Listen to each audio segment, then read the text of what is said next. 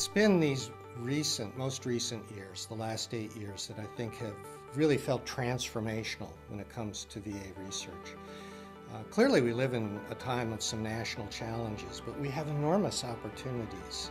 The advances in genetic science that came from the Human Genome Project, as well as actually the new care models that the VA has developed that could be models for our entire nation, and the VA's ability to study those through its research programs also.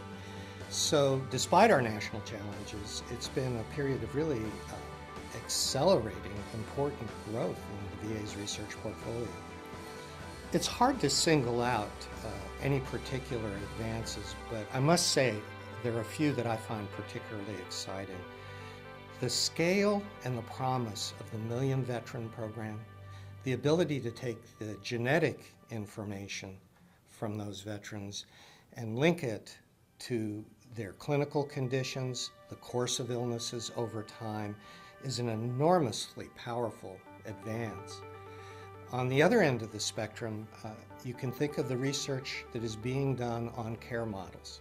The VA has some incredibly innovative care programs. Most recently, the primary care medical home that is home-based.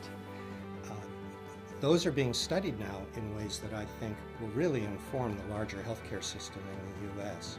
One of the projects I find intriguing is in the midst of the horrible head trauma and traumatic brain injury that many veterans must deal with, there's some very exciting work being done about the kinds of understanding we can gain of their limitations and ways, even using computer interfaces, that they can be helped with that problem. 8 years ago, I was just finishing my time as a medical school dean, having worked with 2 different VAs in 2 different deanships. And quite honestly, our schools would have been greatly hampered in our research portfolios if we hadn't had the richness of the academic affiliation and research affiliation with the VA.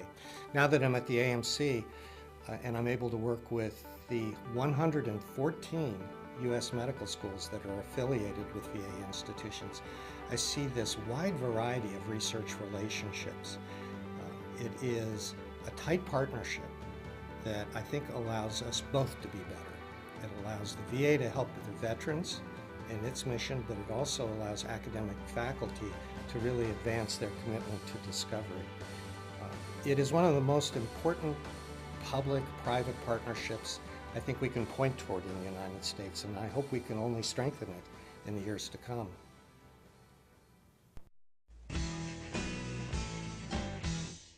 VA Research, improving veterans' lives.